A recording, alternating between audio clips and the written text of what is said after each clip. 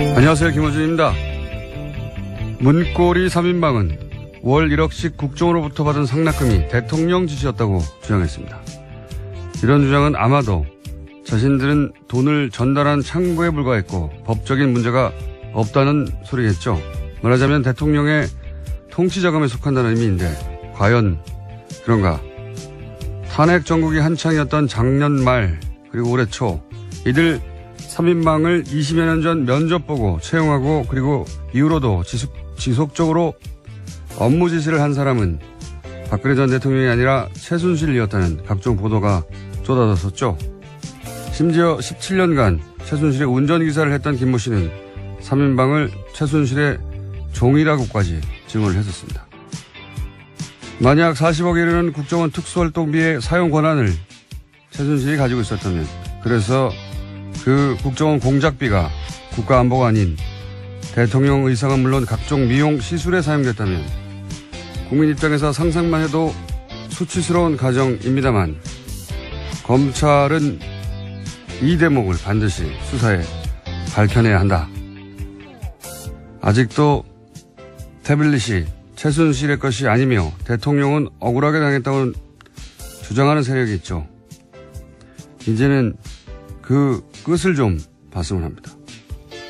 김원준 생각이었습니다. 김은지입니다. 두 사람이 구속됐죠?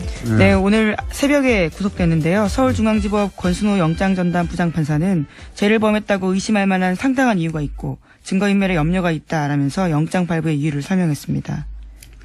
안봉문이지만 이렇게 해서 3인방 모두가 지금 수감된 상태인 건데 아직도 태블릿이 최순실 것 아니다. 대통령은 사익을 추구한 적이 없다. 이런 얘기를 하신 분들이 있죠. 왜냐하면 박근혜 전 대통령도 아직도 그렇게 주장하고 있기 때문에요. 네. 3차 담화에서도 사실은 핵심 메시지가 그거였어요. 잠시 다시 들어보시겠습니다. 오로지 국가와 국민을 위하는 마음으로 모든 노력을 다해왔습니다. 단 한순간도 저의 사익을 추구하지 않았고 작은 사심도 품지 않고 살아왔습니다. 미용시술은 국익이 아니에요. 네, 국익이 아닌데 사실 이 3인방에 대해서 작년 말 올해 초 그러니까 우리나라 언론이 언론 역사상 이렇게 활발하게 탐사 보도를 한 적이 과연 있을까 싶을 정도로 국내에 존재하는 모든 레벨의 미디어들이 사실은 최순실의 과거, 최태민 씨 또는 3인방의 과거에 대해서 추적 보도를 했었고 그때 굉장히 많은 보도가 쏟아져 있었어요. 네, 그렇죠. 그때 잠시 되짚어 보면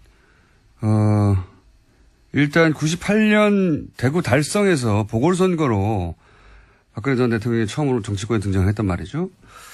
그리고 그 당시 달성 지구당의 초모 과장이 안봉근 비서관이었어요. 관련해서 올해 초였던 걸로 1월이었던 걸 기억하는데 JTBC의 그 스포트라이트에서 이 3인방을 추정한 적이 있습니다. 그때 그 출연했던 사람 중에 한나라당의 달성지구의 관계자가 나와서 그리고 또 박근혜 의원실에서 일하다가 1년 만에 관둔 전직 보좌관이 나와서 뭐라고 증언을 했냐면 면접은 최순실 씨가 봤다. 그런 얘기를 했었고요. 박근혜 전 대통령이 본 게 아니죠. 예, 그리고 또 다른 방송에서 기억이 안 나네요. 하여튼 또 다른 방송에서 이재만 전 비서관 구속된 추천한 사람은 나성린 전 새누리당 의원이고 당시 나 의원도 면접은 박근혜 전 대통령이 본 게 아니다. 최순실 정년에 언급했었고 그때 1년 일하고 관뒀다고 증언한 그 비서관 후임으로 온 사람이 이재만 비서관 안봉근 이재만 비서관이군요. 예, 헷갈립니다. 어쨌든 네. 그러하고 안봉근 전 비서관에 대해서는 그 사람들이 또 뭐라고 그랬냐면 정윤회 씨의 비서처럼 역할을 박근혜 전 대통령의 비서가 아니라 정윤회 씨의 비서처럼 역할을 했다. 그리고 이제 의원회관에서 회의를 의원이니까 해야 되는데 그게 아니라 강남 안가에서 최순실 정윤회 부부가 업무 지시를 했다. 뭐 이런 얘기. 네, 소위 삼성동 팀이라고 해서 여의도에서는 꽤 유명했었습니다. 이런 증언은 사실 여러 매체에서 여러 사람의 입을 통해서 나왔었어요. 예. 그리고 최순실 씨 17년 운전기사 했던 김모 씨. 이분이 가장 구체적인 이야기를 했었는데 세계일보였던 걸로 기억합니다. 예, 그렇죠. 예. 뭐라고 그랬냐면 이제 안가는 신사동에 있는 S빌딩, 예, 한국문화재단. 예, 거기서, 최순실 정윤회 부부가 사실상 업무 지시를 다 했고, 그리고 아주 구체적인 이런 얘기를 했어요. 예. 3인방에 대해서는 어떻게 표현했냐면 그 사람들은 대통령의 사람이 아니다. 예, 대통령의 사람이 아니고 이때는 박근혜 전 대통령이 아직 탄핵되기 전입니다. 대통령의 사람 그게 대통령이 물론 직무정지 상태였긴 했지만 아직 탄핵되기 전의 상태에서 나온 진술이었는데 증언이었는데 3인방은 순실이의 사람이라고 표현했어요. 순실이가 뽑았고 순실이의 사람이고 순실이의 적이라고 보면 된다. 그래서 박근혜 의원 위에 정윤회 실장이 있고 정윤회 실장 위에 최순실이 있다. 그 얘기를 17년간 운전기사 했던 분이 했죠. 예, 구체적으로. 그래서 저는 어떻게 생각이 드냐면 그 관계는 대통령이 취임한 이후에도 계속 유지된단 말이죠. 3인방이 이제 돈의 용처를 모른다고 말하잖아요. 예. 저는 세세한 용처는 몰랐을 수는 있다고 봅니다. 그런데 3인방이 이렇게 국정원이라고 하는 기관으로부터 별도로 매달 1억씩 받는 걸 최순실 씨가 몰랐다고는 저는 생각하기 힘들다. 3인방 위에 있었고, 그러니까 3인방이 대통령도 속이고, 최순실도 속이고, 국정원에서 1억씩 받는다 불가능하다. 라고 보는데, 국정원에는 추국장도 있지 않습니까? 예. 그리고 그 돈이 만약에 최순실 씨에게 했다면 3인방이 몰랐을 리도 없다. 저는 그렇게 보는데, 이제 이 사건을 보자마자 저 나름대로 재구성한 것은 오히려 최순실의 요구로, 각종 의상, 미용시술 돈이 들어가니까, 거기에 필요한 돈을 3인방을 참고로 해서 받아서 최순실이 그 돈을 관리하면서 썼을 가능성, 예. 각도로 완전히 틀어서. 그런 가능성을 검찰이 수사해 봐야 된다. 그런 생각이 듭니다. 예. 여태까지 진행된 국정농단 사태의 어떤 패턴이라든가 혹은 최순실과 3인방의 관계를 보자면 그 방향으로 수사를 해야 되는 게 아닌가. 예. 네, 물론 아직 이재만 전 비서관 같은 경우에는 박근혜 전 대통령 지시에 따라서 전달을 받았다라고 이야기하고 있거든요. 또 윗사람에게 사용처를 물어보지 못했다라고 하고 있는데요. 최순실 쪽으로 당연히 이제 수사가 진행될 것으로 보입니다. 물론 부인하겠지만, 예. 또 그런 보도도 있거든요. 작년 6월인가요? 처음으로 미르랑. 네, TV조선이 보도했었습니다. 보도했을 때부터 국정으로부터 돈을 안 받았다는 거 아닙니까? 네, 그때부터 주지 말라라고 이야기했다는 건데요. 그 이전까지 박근혜 전 대통령의 예금을 줄지 않다가 그 이후로부터 예금을 줄었다고 하는 걸 보면, 예. 그런 연관성을 충분히 생각해 볼 수 있다. 예. 그 대목을 수사해야 된다. 그리고 이 돈이 이제, 공작비였대요. 예. 네, 그렇죠? 국정원이 특수공작 사업비였다라고 어제 서훈 국정원장이 국정원 국정감사에서 밝혔습니다. 그러니까 특수공작 사업비에는 대북 공작과 해외 공작 활동, 대테러 비용 같은 것들이 되어 있는데요. 예산 편성의 취지와 전혀 다른 정도로 쓴 거라고 합니다. 그러니까요. 이게 이제 국민 안전에 쓰이라고 하는 것을 미용시설에 썼다면 끝판왕에 해당된다고 봅니다. 저는 이것이 이때까지 나온 국정농단의 여러 가지 사안들 중에 자, 그게 밝혀질지 좀 두고 보고요. 다음 뉴스는요. 네, 또 국정원의 또 다른 5억 원으로 이른바 진박 후보를 가리기 위해서 여론조사했다라는 소식도 어제 전해드렸었는데요. 그런데 그 여론조사가 선관위에 신고되지 않은 불법이라는 지적이 나오고 있다고 MBN이 보도했습니다. 여론조사 같은 경우에는 공직선거법상 이틀 전에 관할 선거여론조사 심의위원회에 서면 신고해야 하는데요. 그런 게 되어 있지 않다라는 겁니다. 글쎄, 이것도 뭐 결과가 나오겠죠. 예. 불법이 아니었으면 이렇게 몰래 국정원 돈까지 끌어다 줬을 리가 없다. 뭐 이런 생각은 듭니다만. 하여튼 지금 선관위에 신고되지 않은 불법 여론조사는 지적도 나오고 있다. 예. 다음 뉴스는요. 네, 국정원 댓글 사건 수사를 받던 국정원이요. 압수수색에 대비해서 가짜 사무실 같은 것들을 꾸렸다라는 것들은 이미 말씀드린 바가 있습니다. 그렇게 검찰 수사 방해해왔던 건데요. 이 사실이 드러나게 된 데에는 추명호 전 국장의 구속영장 기각이 결정적 역할을 했다라고 오늘 아침에 국민일보가 보도했습니다. 그러니까 추 전 국장의 영장 기각 소식을 접한 국정원 간부급 유모 씨가 억울하다라면서 진실을 말하기 시작한 건데요. 유 씨 같은 경우에는 한 달 전에 문성군 김여진 씨의 합성 사진을 제작했다라는 혐의로 구속된 바 있습니다. 그런데 윗선인 추 전 국장은 빠져나가고 지시를 이행한 자기만 구속된 게 납득할 수 없다면서 과거 사건까지 이야기하게 된 겁니다. 나비 효과네요. 예. 추 국장의 기각을 납득할 수가 없다고 하는, 예.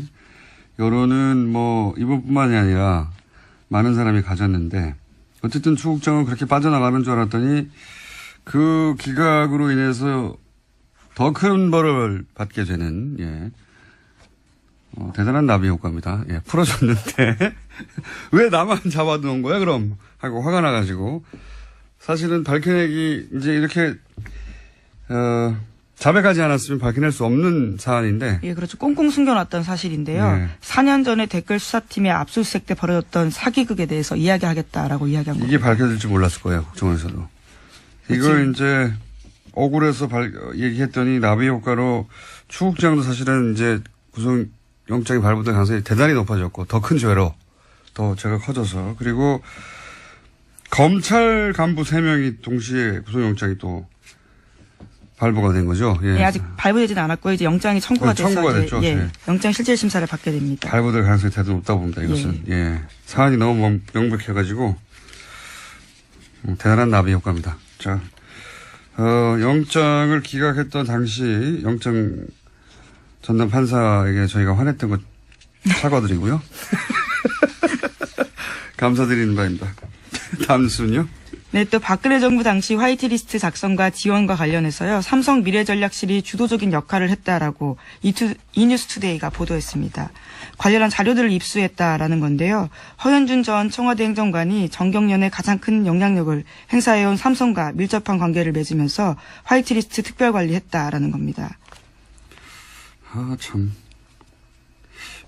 평상시 같았으면 이런 뉴스 하나만으로도 예, 포탈을 뒤덮어야 되는 거예요. 이게 그러니까 청와대에서 화이트리스트를 관리하는데 그 직접적인 돈의 집행은 삼성의 미래전략실이 주도하고 관리했다는 거 아닙니까? 예.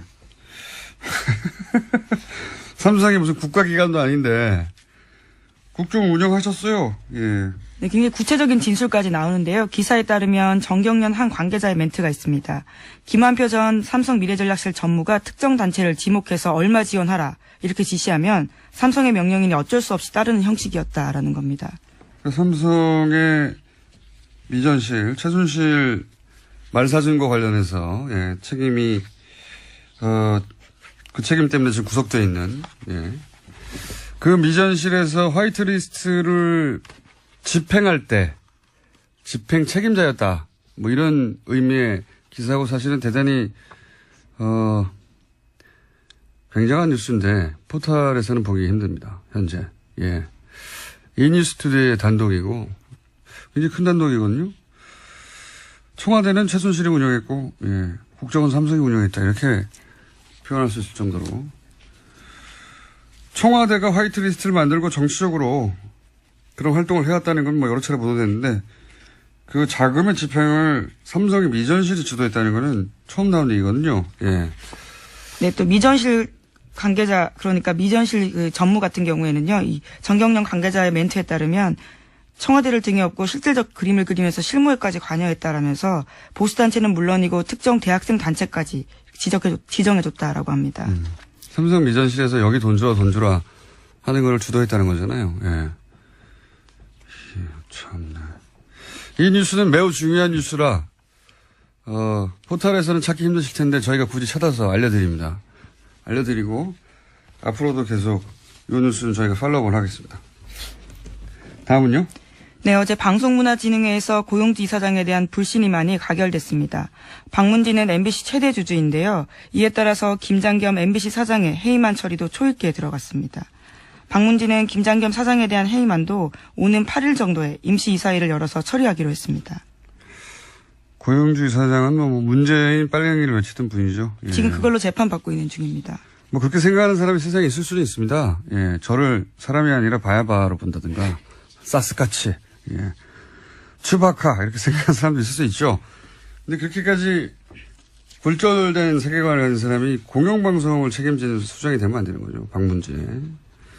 MBC의 최대 주주죠. 박문진. 사실 박문진의 수장이 대통령이 아니라 사장을, 네. MBC 사장을 좌지우지할 수 있으니까요. 네. 지금 드디어 이제 불신이 많이 가결됐다. 네, MBC 노조가 지금 파업하고 있는 중인데 그에도 아주 큰 영향을 미칠 것으로 보입니다. 그러니까요. 그런 분은 있을 수 있는데 그런 분이 공영방송을 책임지는 박문진 수장이 돼서는 안 된다. 간단한 얘기 아닙니까? 이때까지는 근데 그래왔다. 예, 이제 해결의 길이 보이네요. 그 다음은요? 네, 바야바라고 말씀하시니까 생각나는 뉴스가 있는데요. 네, 내일 SBS 김어준의 블랙하우스에서 유병원 전 세모그룹 회장의 장남 유대균 씨를 최초 인터뷰에서 내보낸다라고 합니다. 네. 네, 두 분의 같이 서 있는 모습들이 이미 화면에 나오던데요. 굉장히 놀라운 케미를 자랑하시더라고요. 네, 형제라는 얘기도 듣고 있습니다. 직접 보시면 사이즈가 완연히 달라요. 뼈 없는 치킨 주문해서 같이 드셨나요? 아, 그때 이호 뉴스는, 예, 뉴스성이 있기 때문에 제가 소개해드리면, 내일 밤 11시 하는 블랙하우스 제가 진행하게 됩니다. 너무 대놓고 네. 이렇게 홍보하시면 어떡하십니까? 예, TBS 사장님 절 자르십시오. 예. 근데 뉴스성이 있는 대목이 뭐가 있냐면, 뭐, 자세한 내용은 그 방송 이후에 제가 뉴스공장에서 월요일 날 뒷이야기, 방송에 담기지 않은 이야기, 뭐, 하겠지만, 지금 방금 물어보니까 말씀드리겠는데, 그때, 유병원 씨와 장남, 유대균 씨를 체포할 때, 이런 뉴스가 쏟아졌어요. 뭐, 그 남녀 관계가 어떻다부터 시작해가지고. 네, 그래서 굉장히 가십성 뉴스가 집중됐습니다. 예, 뼈 없는 치킨을 소심한 목소리로 주문했다라는 게 채널A의 그 유명한 단독 보도였습니다.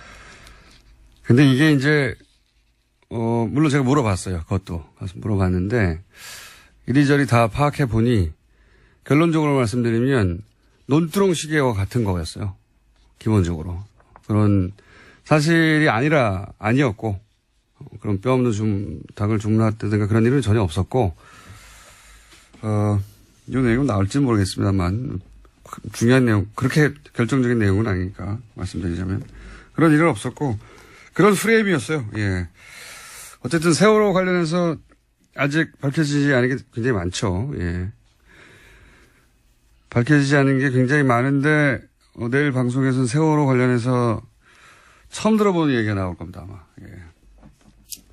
제가 아무하고도 인터뷰하지 않는 분들 만나서 이제 깊은 내막 듣고 오는 게 제 전공이거든요. 예. 일부러 들으실 수 있다. 네. 밤에. 자, 다음 뉴스는요?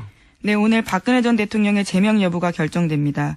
박근혜 전 대통령은 당 윤리위에 탈당 권고를 받고 열흘 넘게 의사를 밝히지 않았는데요. 이에 따라서 제명 요건이 충족됐다라는 게 홍준표 대표 쪽 생각입니다. 뭐 대단한 일이 벌어질 것처럼 막 떠들어대는데 결국 박근혜 전 대통령 사실상 정치적으로 사망한 박근혜 전 대통령 열흘이면 자동 제명되는 이거 하나 못해서 한국당이 이러고 있는 거예요. 예. 네, 심지어 서청원 최경환 의원 같은 경우에는 징계하겠다라고 했었는데요. 이 또한 미뤄두겠다라는 겁니다. 말도 안 되는. 뭐가 말이 안 되냐면 이 사안이 이렇게까지 대단한 사안인가. 예. 한국당이 현재 처지를 말해주는 뉴스라고 봅니다. 예. 다음 뉴스는요? 네, 또 구글과 네이버가 날선 공방을 벌였는데요. 세금 회피 논란과 네이버의 뉴스 편집 논란 등을 두고 정면 충돌한 겁니다. 공식 자료와 반박 자료 등을 내면서 잇따라 설전을 벌인 건데 구글 코리아가 어제 네이버의 이해진 창업자가 국회 국정감사에서 한 발언이 매우 유감이다라고 밝히면서 시작됐습니다. 재밌는 대결입니다. 이것은 네이버하고 구글이 이제 뭐 세금을 내네 어쩌네. 그러니까 네이버 쪽에서 구글은 제대로 된 세금을 내지 않는다. 고용 효과도 별로 없다. 이런 공격을 했고 왜 구글을 여기다가 끌어들였을지 모르겠어요. 그랬더니 구글 코리아 쪽에서는 세금 다 내고 있고 고용도 수백 명 하고 있다. 그러면서 역공을 한 게 이제 구글 검색은 객관적이다. 네, 예. 그렇죠. 100% 알고리즘 순위에 기반하고 있고 금전적 또는 정치적 압력에 영향을 받지 않는다. 이렇게 주장했습니다. 그러니까요. 먹이는 주장인 거죠. 당신들은 그런 영향 받는 거 아니야? 그런 의혹이 많잖아. 이런 먹이는 것이고. 세금 관련해서는 모르겠습니다.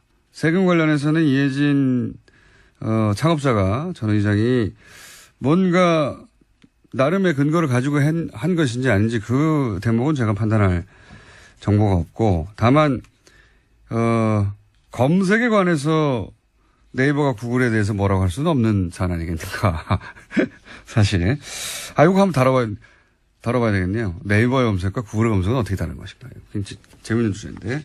근데 구글이 뭐 정확하게는 페이스북이 가장 집중적인 공격을 받는데 우리나라에서 네이버가 이런 포털의 기능을 하는 곳이 사실상 개별 미디어보다 훨씬 언론적 영향을 많이 미치는데 언론과는 다르게 규제를 받지 않는다. 이런 공격을 받고 있지 않습니까? 근데 지난 네? 국정감사 내내 그 이야기가 나왔었습니다. 미국에서도 사실은 특히 페이스북이 이미 미디어적 기능을 하고 있는데도 불구하고 아무런 통제도 없다고 해가지고 지난 대선에 이제 러시아 관련해서 왜냐하면 그런 광고들이 미국 대선 광고인데 어떻게 러시아 루블화로 지불이 네, 그렇죠. 되냐.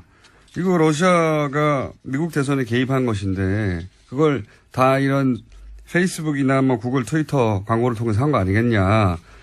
그런데도 제약을 받지 않는다. 우리하고 유사한 논쟁이에요. 네, 미상원에서 10월 31일부터 사흘 동안 관련된 청문회가 열렸는데요. 정확히는 러시아의 미 대선 개입 의혹 관련된 청문회였는데 그러니까 구글, 페이스북, 트위터 3사 관계자도 소환해서요. 그와 관련된 문제를 따져 물은 겁니다. 여기서 근데 핵심적으로 타겟이 되고 있는 건 페이스북이에요. 페이스북의 기능 때문에 뉴스를 게재하고요. 링크로. 네, 지난 대선 당시 페이스북의 러시아 관련 계정이 작성한 정치 게시물을 받아본 미국 사람이 1억 2,600만 명에 이른다고 합니다. 그래서 이제 우리가 네이버에 검색어나 네이버의 뉴스 편집에 대해서 문제제기가 계속 지속적으로 있는 것처럼 미국에서는 페이스북이 그 주요 타겟이 되고 있는데 사실 유사한 논란입니다. 네, 네. 미국에서도 구글이 언론사인지 아닌지 명확히 하라라는 추궁당했는데요. 구글 같은 경우에도 구글은 언론사가 아니다라고 주장하고 있습니다. 플랫폼이라고 주장하죠. 네. 예. 근데 구글은 이렇게 말할 여지가 많이 있습니다. 뉴스 제목을 편집해서 재배치하고 뭐 이런 게 없거든요. 구글에서는 뉴스 검색이 될 뿐이지. 자, 유사한 논란이 있다. 이 사안 한번 또 다뤄봐야 되겠네요. 예. 구글과 네이버. 여기까지 하겠습니다. 시사인의 김은지였습니다. 감사합니다. 이어지는 시간입니다. 네. 저수지 게임이라는 영화가 있었습니다. 이제는 내려갔지만. 제가 제작자였습니다. 내려갔기 때문에 제가 말하겠습니다. 근데 거기서 어떤 사건을 문제 제기했냐면 농협에서 210억을 대출한 사건이 있었는데 이게 권력형 비리가 아니냐 하는 문제 제기입니다. 간단하게 말하자면. 그런데 이 사안에 유일하게 관심을 현재까지는 구체적으로 가지신 의원님이 한 분 계시죠. 더불어민주당 김현건 의원님 자리에 나오셨습니다. 안녕하십니까? 예, 안녕하십니까? 네. 이게 이제 농협 대출 사건이다 보니까 본인이 의성 한우협회장 경님 하신 농민 출신으로서 농협 해가지고 눈에 꽂히신 거죠, 이게? 그렇죠. 그것도 예. 상호금융. 예. 예. 지난주에 이제 들으신 분들도 있으시겠지만, 이제 일주일이 지나서 복잡한 사건이라서, 제가 다시 한번 간단 요약을 하겠습니다. 농협이 2008년에 캐나다에 부동산 투자를 합니다. 예. 예. 그리고 나서 총 210억을 날립니다. 예. 예. 그러면, 2천만 원도 끝까지 받아내거든요. 예. 은행은 200만 원도 끝까지 예. 받아내고, 210억을 날렸으면 어떻게든 끝까지 받아내려고 했을 것 같은데, 예. 그런 노력이 거의 안 보인다. 이상하다. 그렇죠. 예. 게다가 그 돈은 상호금융특별회계라고 하셨던 거죠. 예. 그게 이제 생소한 용어인데 말하자면 단위조합. 예. 그러니까 농민들 돈이라 예. 이 돈은 농협 역사상 투자해 본 적이 없는 돈이었는데 투자에. 그렇죠. 매우 안전하게 운행하는. 네. 근데 이 돈을 이때 유일하게 투자한다. 예. 요 대목에서 꽂히셨다고 해요, 의원님은. 예. 아니, 이 돈을 왜 썼지? 예. 이 돈이 날아간 겁니다. 그런데 40년간 한 번도 적자를 낸 적이 없던 그 대목, 근데 요때 이제 적자를 낸 거죠. 2008년도. 예. 돈을 막 날리면서 얼마를 적자를 냈냐면 1,800억에 가까운. 예, 1,777억. 예. 1777억을 날려버렸어요. 날려버렸는데, 이제 이상한 점들은 당시 농협회장이 이명박 전 대통령의 동지상고 동창 절친이고, 그리고 또 대출하는 과정에서 사실은 그 박석배라는 사람의 이름으로 대표가 돼서 대출이 그렇죠. 됐는데. 그 국내 법인. 네. 근데 그 법인은 대출 직전에 만들어진 거예요. 예. 게다가 박석배 씨는 사업을 해본 적이 없는 사람이고요. 현재 행불 상태입니다. 예. 캐나다 교민이었죠. 그리고 제보가 있기를 중간에 이 대출 과정에 이명박 전 대통령의 친인척이 연루됐다고 하는 입증할 수는 없습니다. 현재 제보는 그런 제보가 있었고 여러 건이 있었죠. 예. 그래서 입증이 안 됐기 때문에 누구라고 말씀드릴 수는 없지만 굉장히 가까운 매우 가까운 들으시면 금방 떠오를 이름이 거론됩니다. 여기서. 그리고 나서 이 모든 피해 이후에도 소송이 없다. 이런 의문점들이 있었던 사건. 그리고 소송을 하려고 보니까 서류도 없다. 소송할 만한. 그러니까 당시에 만들어진 서류도 없더라. 매우 이상한 사건이죠.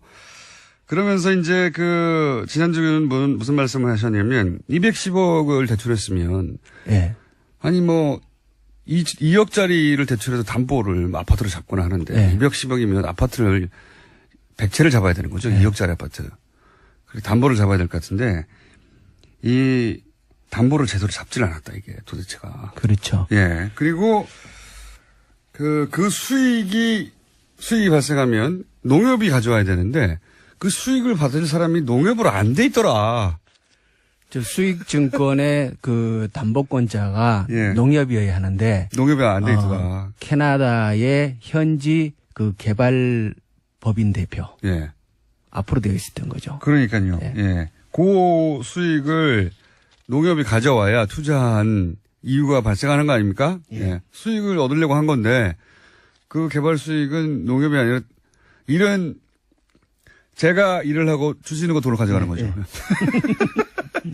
하여튼 그런 이상한 일이 발생했다. 요약하자면 자 오늘부터 할 얘기는 또 뭡니까? 자 앞으로 우선 17분간 본론에 들어가기 전에 지난번에 이제 MB가 들어와서 농업과 관련된 했는 일 중에 그 농협을 주식회사 체제로 바꿨다. 그러니까요. 이게 앞으로 농협의 대재앙이 될 거다라는 말씀을 하나 드렸는데 그 일 말고 또 MB가 했는 일이 하나 더 있어요. 뭐냐 그러면 GMO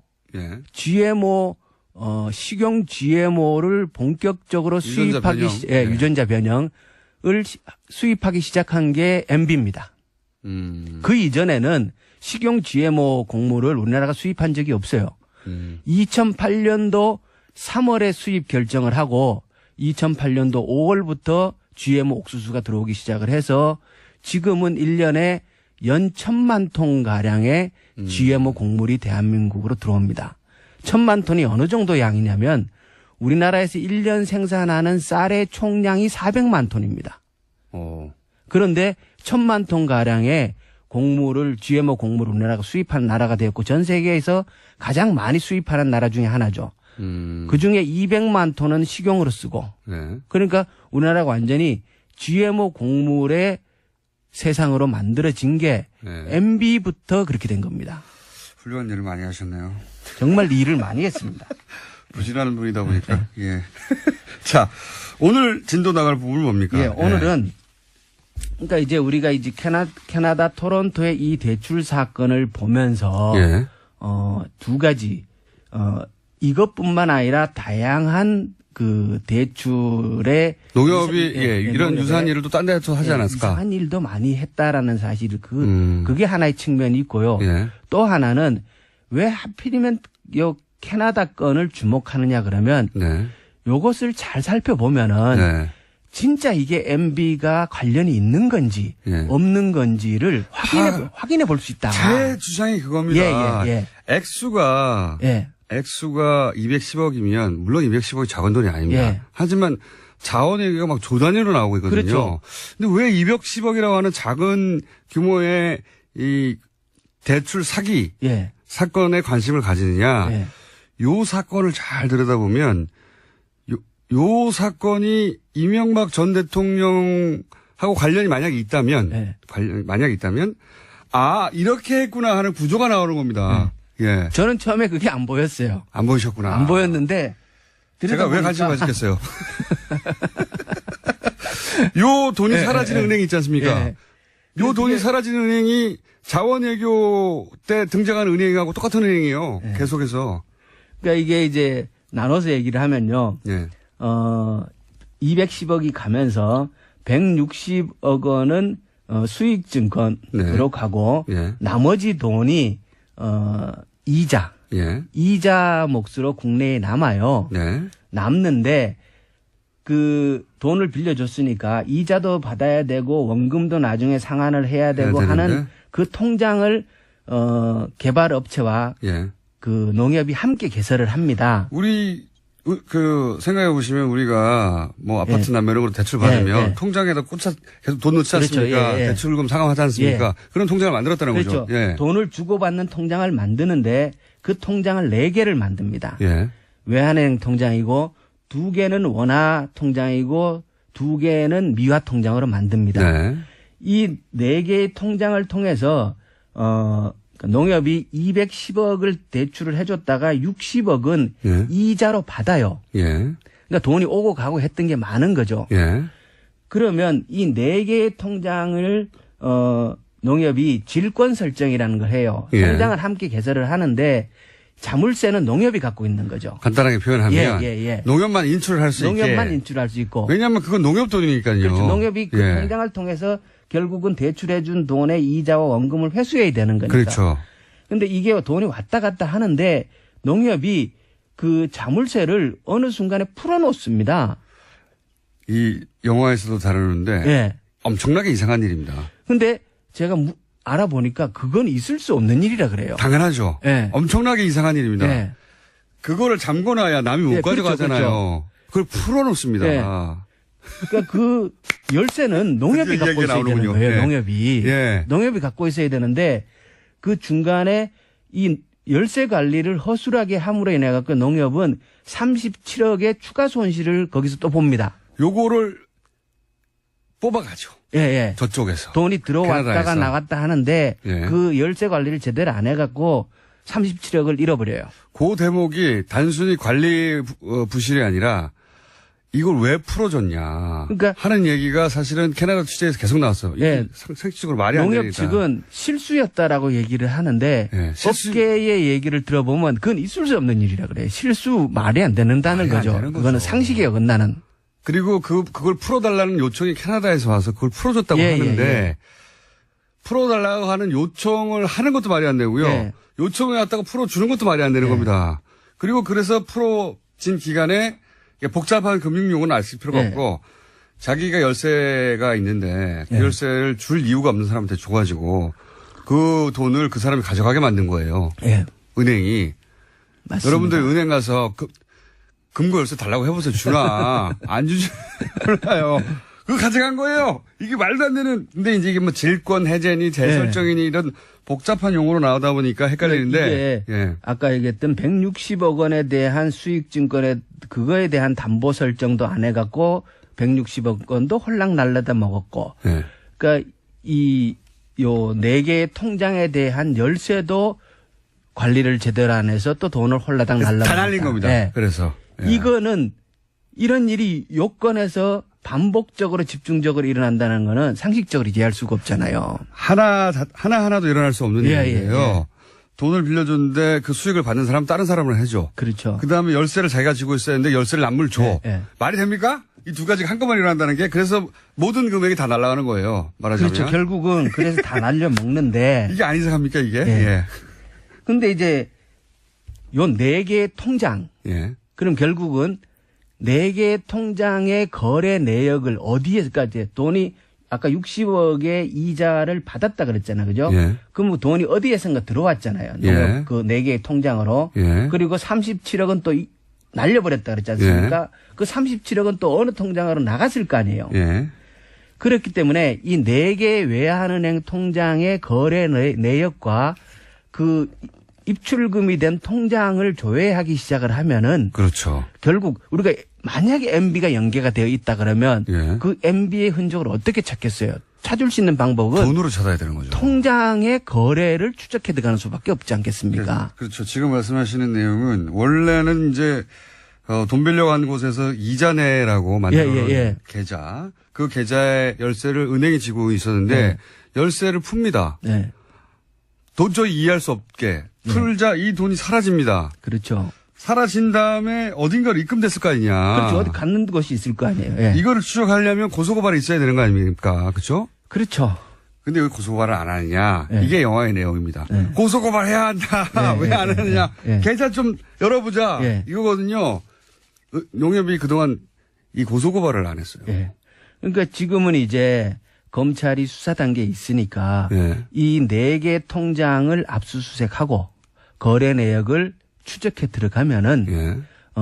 이 돈이 어디로 사라졌는지 진짜 MB의 연관성이 있는지 없는지를 확인할 수 있을 거라는 거죠. 그게 이제 영화를 만든 이유입니다. 예. 요건 사건이 작은데 예. 요 계좌를 따라가다 보면 예.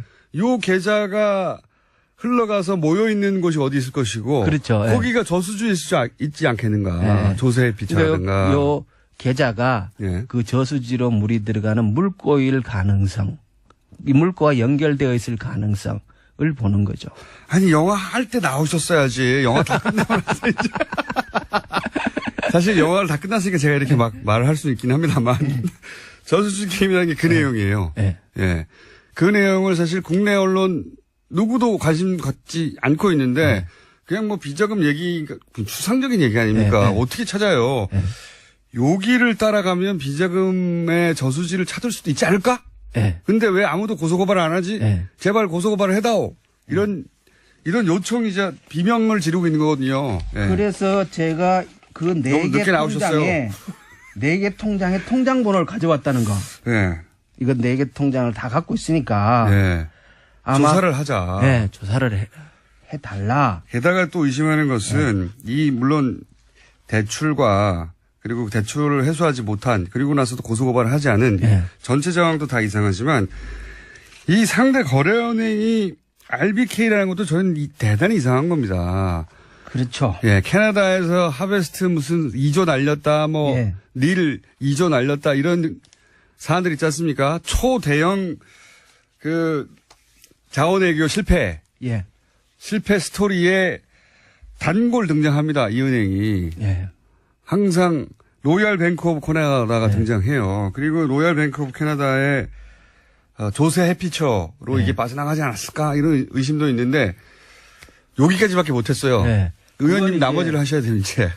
그건 이제 이 통장을 저도 예. 이제 아직 그쪽까지 못 갔고 예. 이 통장을 압수수색해서 거래 내역을 다 추적을 해야 되는데 예. 제가 할 능력이 없으니까 거기서부터는 그다음에 검찰이 해야죠. 예. 검찰도 아마 이 계좌 번호를 갖고 있지 않을까 생각을 해요. 왜냐 그러면 예. 농협의 서류를 다 가져갔다고 하니까 이제. 예.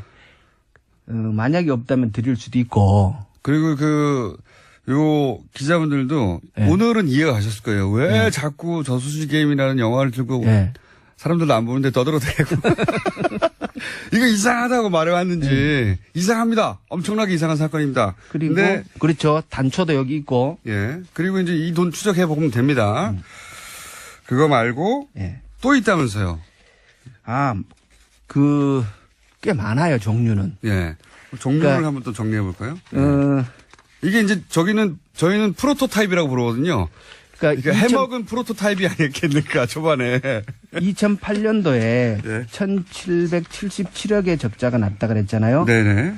그런데, 해마다 이제 상호금융 돈을 가지고 하고 그 돈을 가지고 단위조합 지역 시골의 농협에게 이자를 정산을 해주고 예. 나중에 추가 정산을 또 해줍니다. 왜냐 그러면 이 돈이 그 시골 농협들의 운영하는데 굉장히 소중한 돈이기 때문에. 예, 예. 근데 그 해는 매해 해주던 1,200억 정도의 추가 정산도 안 해줬어요. 이게 이 그러면, 범죄도 같은 예. 범죄도 똑같은 돈이어도 굉장히 악질적인 예. 범죄입니다. 이게 그 돈을 빼먹었다는 게. 그렇죠. 그러면 예.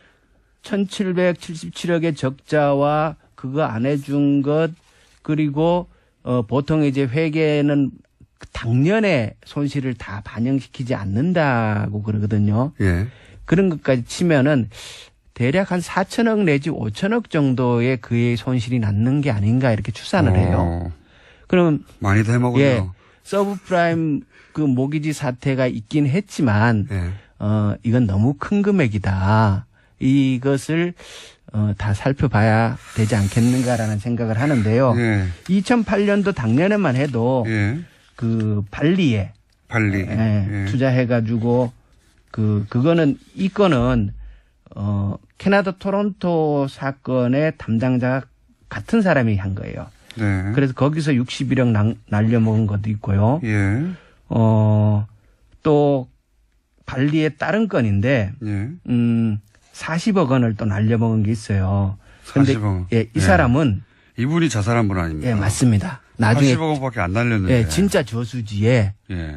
변사체로 발견이 그렇죠. 돼요. 예. 유가족은 자살할 이유가 없다고 아직도 얘기하고 있는데. 이분은 그렇죠. 이게 40억을 손실 본 건데 그 당시에 가장 그러니까 적은 손실 액수에 그렇죠. 해당됐어요. 그때 왜 그 210억을 날려먹은 사람의 징계가 안 됐느냐라고 얘기를 했을 때 예.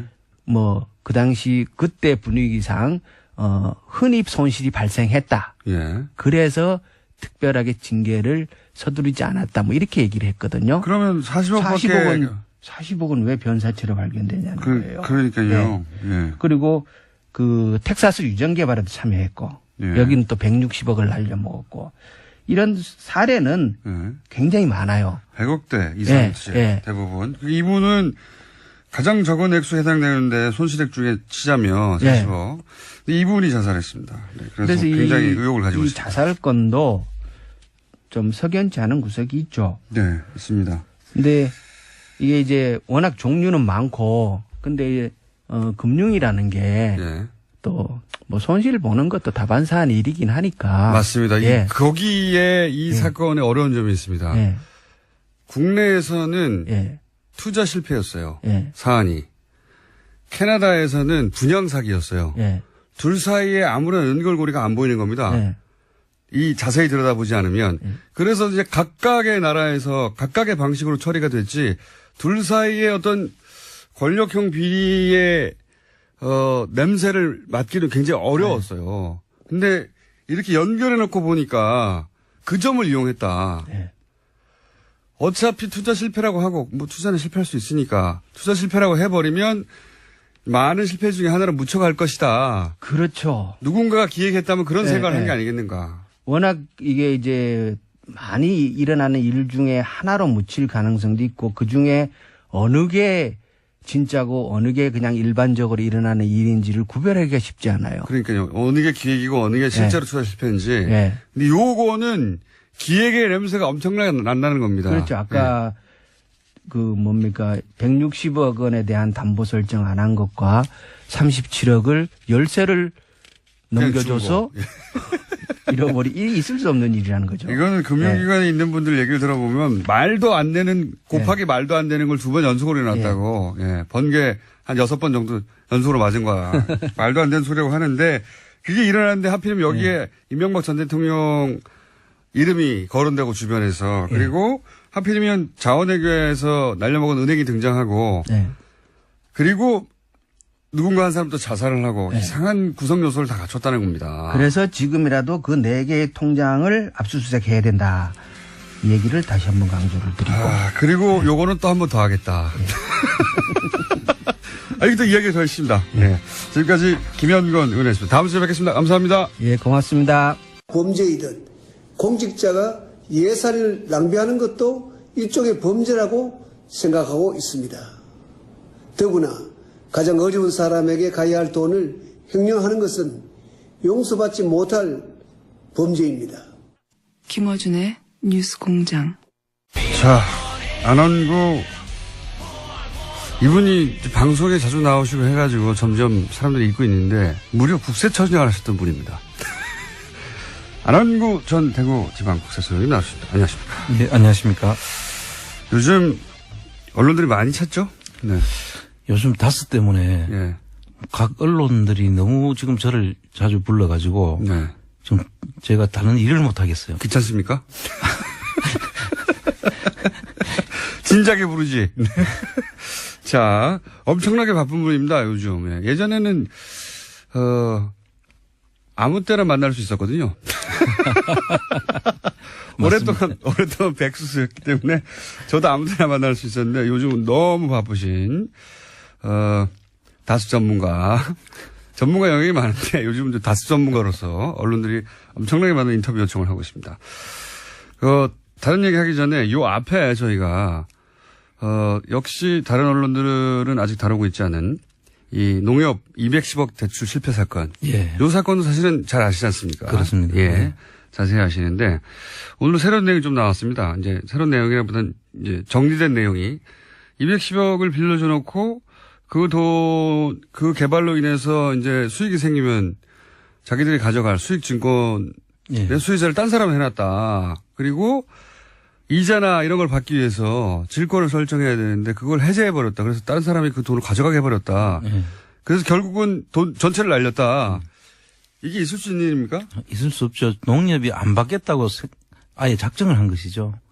자기들이 받아야 될 돈의 그 네. 권리를 설정해 놓은 건데 네. 그 권리를 무장 해제를 해서 그러니까. 누구나 찾아갈 수 있도록 했다는 것은 그냥 준 거나 마찬가지죠. 그러니까 이게 은행에서는 있을 수 없는 일 아닙니까? 정말 있을 수 절대로. 없는 일입니다. 절대로 있을 수 없는 일인데 지금 이제 수사 초기 단계인 것 같아요. 예. 예.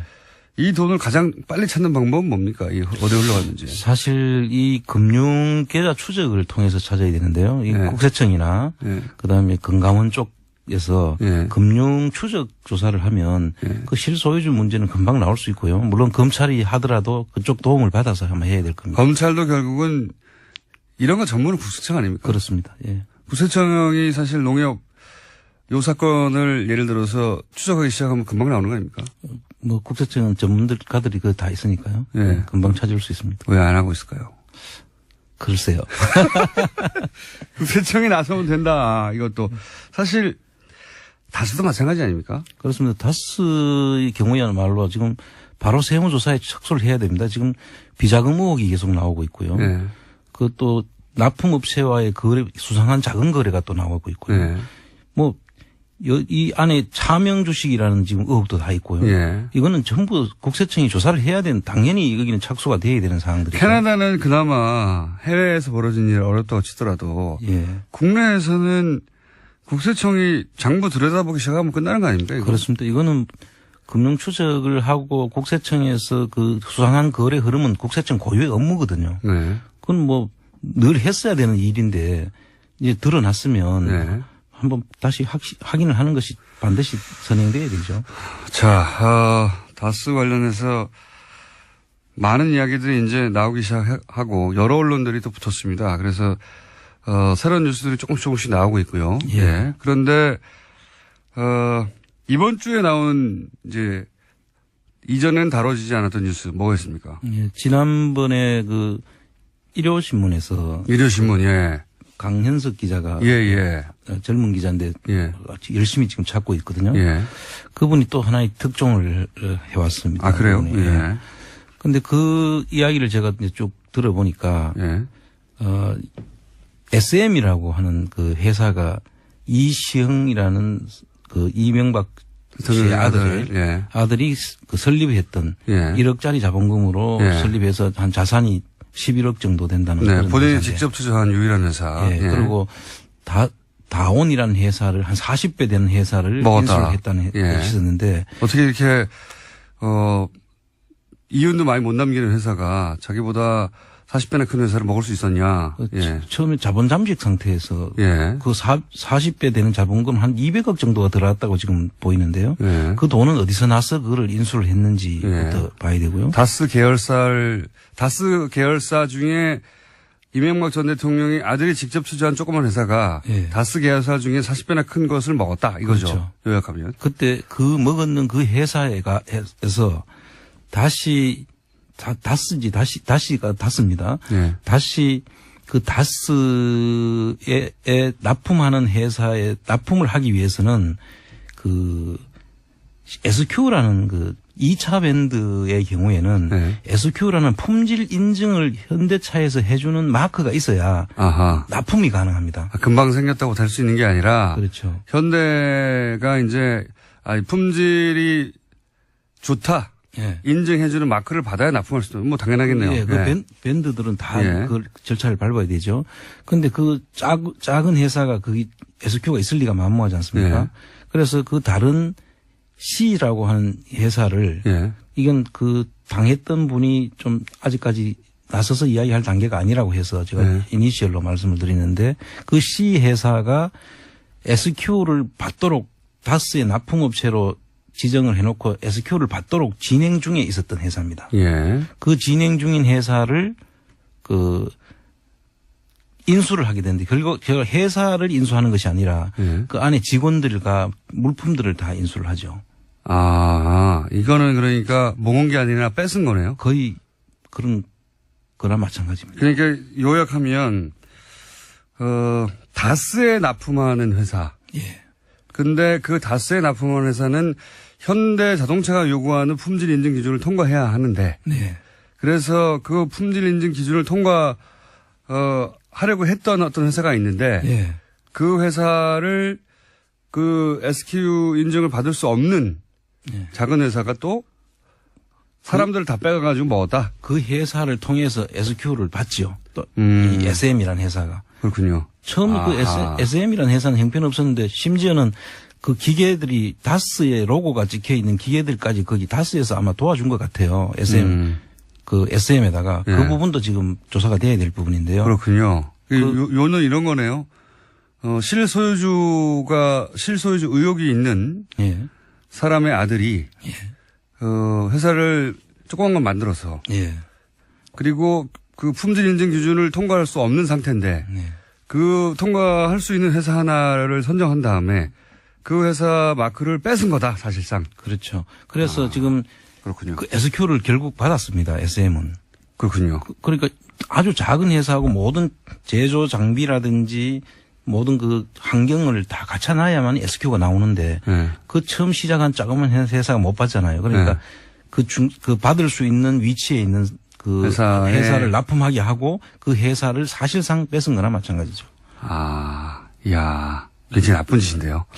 그게 이제 우리 대기업들이 보통 보면 중거래업체들을 협력업체들을 세워가지고 납품을 하게 하다가 예. 자기들이 그 먹어버리는 거죠. 기술이 만들어지면 그 회사는 납품 못하게 하면 그 회사들은 납품처가 사라지니까 예. 도산을 하잖아요. 예. 그럼 자기 그 만들어 놓은 회사가 그에다가 물건을 납품하게 해서 회사를 키우는 그 전형하고 똑같습니다. 대기업들이 전형적으로 기술력 뺏어올 때 하는 방식인데 그렇습니다. 이번에는 그게 어디서 벌어졌냐면 이명박 전 대통령의 아들이 직접 유일하게 자본금을 댄 회사, 아주 조그만했던 회사가 첫 번째는 40회 큰 다른 계열사를 먹었고 안 먹었고 이번에는 신생 회사니까 자격 요건이 안 되는데 그 자격 요건을 갖춘 회사를 사실상 뺏어서 예. 단기간 내에 자격 요건도 갖추고 회사도 커졌다. 그렇습니다. 그래서 다스를 통해서 다스에 납품하고 거기서 수익을 키워가고 있다. 그렇습니다. 그래서 이명박 전 대통령의 아들 회사 SM은 순식간에 외형도 커지고 그리고 인증도 받았다. 예. 이런 거네요. 예. 요거를 일요신문에서 일요신문이 붙었네요 여기에. 지금 뭐 일요신문뿐만 아니고요. 예. 전 언론에서 지금 다스에 대한 지금 탐구가 이루어지고 있고요. 그래서 거기에 제가 가서 불려다니더라고요. 요즘 정신이 없습니다. 그런데 이런 인수나 또는 이 과정 전체에 예를 들어 인수에 다스의 돈이 쓰였거나 아까 이제 인수에 한 200억 정도가 필요했을 것 같은데라고 말씀하셨는데 그 돈이 어디서 왔는지를 또 추적하면 실소유주가 나올 수가 있겠네요. 그렇죠. 예. 이 돈을 준 사람이 사실은 그러니까 이명박 전 대통령 아들에게 이 돈을 준 사람. 예. 예. 그게 다스에서 나왔다면 다스가 이명박 전 대통령 거죠. 그렇습니다. 예. 예. 그리고 또 한 가지 또 특이할 게 SM이라는 그 이명박 아들 예. 그 실소유 의혹이 있는 그 500 회사에서 예. 500억 원대의 자산 규모의 회사를 예. 또 인수하려고 시도했던 정황도 있습니다. 음. 매출 규모는 한 700억 대고요. 그 D사인데요. 이건 훨씬 더 큰 회사네요. 또. 예. 예. 그러니까 계속 이제 이 회사들을 그 협력업체들을 다 잠식해 들어가는 그래서 그런 과정에 있다. 외형을 굉장히 키우는. 키워서 결과적으로는 모 회사도 잡아먹을지 않을까 하는 그런 생각을 하고 있는 겁니다. 이 스토리 라인을 그렇게 보시는군요. 네. 그러니까 이명박 전 대통령의 아들이 왜 갑자기 조그만 회사를 하나 세웠지? 이렇게 의구심을 가질 수 있는 유일하거든요. 본인이 그 대주주로 등록해서 이제 시작한 회사는 유일한데 이 회사가 순식간에 외형을 키워가고 자꾸 모양을 불리고 있는데 이렇게 모양을 불려서 이 회사가 다스를 먹을 수도 있다. 예. 그리고 지금 현재 나와 있는 것만 해도 캔코에 지금 20% 주식이 나와 있지 않습니까? 예, 예. 그 주식을 이제 이 회사들이 키워가지고 그 주식을 이제 매도할 수도 있죠. 플란 다스의 개 대상이 되고 있는 그렇습니다. 그 상속세 주식 예. 지금 잠겨 있는 거 저희가 지금 그중에 3%를 어떻게 사보겠다고 하는 그 주식을 그렇습니다. 다스가 아니라 이렇게 외형을 불린 회사가 가져갈 수도 있다. SM에 나중에 계열사에서 살 수도 있고요. SM이 살 수도 있고. 어머나. 누군가 열심히 연구한 것 같은데요. 이게 사실 그 여러 가지를 지금 그 대기업들이 그 중소기업들을 지금까지 그 기술만 뺏고 먹거나 그 삼켰던 그런 형식의 뭐 유사한 버전이라고 보시면 됩니다. 혹은 대기업들이 자식에게 회사를 물려줄 때 쓰는 편법적인 예, 방식 그런 것들이 짬뽕이 돼 있죠. 짬뽕이 돼 있는 거. 그게 동시다발로 여러 가지가 벌어지고 있는 그렇습니다. 상황이고 이렇게 해서 이제 청장님이 의구심을 가지기로는 이렇게 해서 이 조그맣게 시작한 회사가 몇 년 이내에 다스보다 외형이 커져서 혹은 다스의 어떤 지분을 먹어서 예. 다스의 실질적인 지배자가 될 수도 있겠다 이렇게 생각하시는 거죠. 그렇죠. 그러고 실질적으로 내용적으로는 안에서 이제 결제권이라든지 금융 관련 재무 관련 모든 것을 이미 CF라고 하니까요. 예, 장악을 했지 않습니까? 예. 그리고 지금 중국의 아주 알짜배기 회사들은 전부 다 본인이 직접 대표가 예, 돼 있고요. 돼 있고요. 그래서 지금 그 승계 작업이 예. 막 계속 한참 이루어지고 있는 상황에 예. 있다. 그래서 그 와중에 다스가 누구 겁니까가 불거져 나와버린 겁니다, 이게. 그렇습니다. 갑자기. 좀 늦었으면 큰일 날 뻔했어요. 다스가 누구 겁니까가 튀어나와서 그 한 중간에 지금 만약 이게 승계 작업이라고 전제한다면 만약에. 네. 예. 전제한다면 승계 작업이 막 진행되려고 하는데 덜컥 그걸 들여다보기 시작한 거죠, 사람들이. 그렇습니다. 지금 이제 불이 붙었거든요.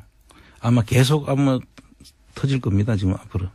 청장님이 얼마나 미울까요? 저는 찾아주는 거잖아요, 본인 거를. 고맙다고 해야 되지 않나요? 예. 이게 이 전체 이상하다고 지금 이야기하고 있는 과정들이 승계 작업이었다고 한다면 예. 다른 재벌들의 승계 작업은 적어도 이 재벌은 내 거야 한 다음에 승계하는 거니까. 그렇죠. 예. 그 과정에서 이제 법적으로 어떻게 피해갈 것인가를 고민했다면 여기는 이중의 고충이 있습니다. 그렇죠. 예. 이 회사는 내 것이 아니야. 예. 내 것이 아닌데 승계는 해야 해. 이런 과정이 지금 두 개의 고충이 있는 겁니다. 우리 전번에 그 김재정 씨 상속에서 볼 때 사실 김재정 씨는 다스를 처음 만든 창업자였거든요. 네, 맞습니다. 그러고 일대주주였어요. 최대주주였어요. 법적으로 보잖아요. 법적으로는. 서류상으로는. 예. 그런데 원래 이 비상장 주식의 경우에는 일대주주고 창업자면 자기 거예요, 사실은. 그거를 이제 회장이라고 하죠. 창업주, 회장. 네. 예. 그런데 그분이 자기가 회장도 안 하고 감사인가 뭐 고문인가만 예. 맡고 있었고 사실상 관여를 안 했잖아요. 그리고 이 모든 일들이 그분의 이제 그 후손들이 하고 있었어야 할 일인 거죠. 그렇죠. 이런 작업들을. 예. 그 일대 주주가 갑자기 그 2대 주주로 내려앉고 예. 그 자식들은 아예 거기 한 주도 가지지 않잖아요. 예. 우리가 상식적으로 비상장 주식의 창업자가 그렇게 승계를 하는 경우는 하나도 없죠. 그 자식들은 하나도 가지지 않을 뿐만 아니라 심지어는 기부를 하죠. 청계재단에다가. 그렇죠. 청계재단에 가지세요 하고 기부를 해버리죠. 그렇죠. 이상하지 않습니까? 그냥 듣기만 해도. 예. 그리고 이 모든 회사가 승계 작업을 하고 있는 게 아니냐, 회사가 먹은 거 아니냐, 뭐 자격이 없는데 SK 인증을 받아버린 거 아니냐, 이게 다 김재정 씨의 자녀들이나 후손들이 했었어야 할 일들인데 예. 이명박 전 대통령의 아들이 하고 있다는 거죠, 이걸. 예, 그렇습니다. 그런데 어떻게 실소유주 의혹을 안 가질 수가 있습니까? 예. 안 가지면 멍청한 거죠. 바보거나. 그렇죠. 예. 저희는 멍청하거나 바보가 아니라서 이상합니다. 그 전번에 또 한 가지 그 SB 글로벌 그 로지스라는 예. 그 상품 포장을 하는 예. 회사였지 않습니까? 조그만 회사인데 천 몇백억이 예. 그 다스로 돈이 이제 갔다고 해서 예. 이게 어떻게 해서 그 돈이 갈 수가 있을까? 그게 상식적으로 이해가 안 되는 거잖아요. 그걸 이제 기억 못 하시는 분들이 있을 테니까, 이거는 역시 일요신문에서 나온 건데, 조그만 회사가 하나 있었어요. 예. 다스 납품한 회사입니다. 네. 그러면 물건을 납품하고 포장지를 납품하고 돈을 받아야 되죠. 그렇죠. 다스로부터. 예. 근데 거꾸로 이 회사가 다스한테 천몇백억을 줍니다. 그렇죠. 뜬금없이 이게 무슨 일인가? 이런. 그거는 거래 상식에도 맞지 않고 예. 그 자금 갖는 흐름이 상식적이질 않죠. 그리고 나서 이거 개정을 고치죠. 그렇죠. 예. 그리고 이게 이상하다고 보도가 된 다음에 천억대 단위였는데 넘어간 돈이 그거를 100만 원 단위로 줄입니다. 예. 예. 잘못 썼다 이런 의미겠죠. 그래서 그 내용도 지금 보면 예. 미국에 있는 데다가 납품을 하고 미국 그 다스 회사들이 있거든요. 예. 그 미국에도 지금 그 다스 계열사들이 있습니다. 예. 거기다 납품을 하고 그 돈을 주는데 예. 클레임을 거는 형식으로 해가지고 예. 클레임 그런 거를 한국 다스에다가 클레임 대신에 돈을 준 것으로 지금 흐름이 있는데. 아, 그렇게 잡아놨어요? 예, 외국 흐름을 지금 다시 이걸 봐야 되는데 이런 거 전부 다 국세청에서 조사해야 되거든요. 그러니까 지금 이제 설명을 만들어 놓기로는 납품을 미국에 해야 되는데. 예. 미국이 했는데 그게 이제 클레임을 거는 거죠. 뭔가 하자가 생겨가지고 예. 납기를 못 맞췄다든가 품질이 안 좋다든가. 그렇죠. 그래서 1000억대 이상의 클레임을 걸었더니 그 사람들이 천몇백억을 준 거예요. 그렇죠. 클레임 비용으로. 그렇죠. 회사가 없어질 정도 아닙니까? 이 정도 되면은. 그래서 지금 그런 형식을 웃기다. 내용을 너무나 이상한 형식의 그 흐름이 있기 때문에 네. 국세청에서 이 부분은 빨리 조속하게 조사에 착수를 해야 된다. 근데 그게 실제 돈이 간 걸로 보세요? 아니면 돈이 간 것처럼 장부를 만든 걸로 보세요? 저는 그 돈을 다스로 넣어야 될 이유가 있었다. 추정을 하시기는 네, 1차적으로. 그렇습니다. 그거는 나머지는 일단 형식적으로 만든 그림이고 네. 돈을 넣을 무슨 다른 이유가 있었지 않나 저는 그렇게 지금 조정하고 있습니다. 이유가 있었으니까 이렇게 이상한 구조를 만들었겠죠. 그렇죠. 예. 예. 천몇백억을 줄 회사 규모도 아니고 예. 포장지 클레임 걸린다고 한 번에 현금 천몇백억을 주는 회사는 어디 있으며. 예. 예. 천몇백 말도 안 그런데 되는. 또 그 회사가 이제 세광이라는 그 페이퍼 컴퍼니나 마찬가지 부동산만 가지고 있는 회사였거든요. 예. 그게 그 지금은 한양실업으로 돼 있는데 그게 다 그 이명박 씨 매제의 예. 회사로 돼 있는 그 이름 그것도 지금 차명으로 저희들이 의심을 하는데요. 예. 그 회사에서 가지고 있는 공장에 같이 주소지를 두고 있는 회사거든요. 그러니까 이 전반적인 거는 이상하지 않은 구석이 단 하나도 없다. 그렇습니다. 예. 자, 벌써 시간이 1분밖에 안 남았기 때문에, 이 다음 주에 또 해야 되겠네. 뭐가 많이 들고 오셨네. 대유그룹 이야기도 들고 오셨고. 이게 이제 우선 잠깐만 소개하면요. 네.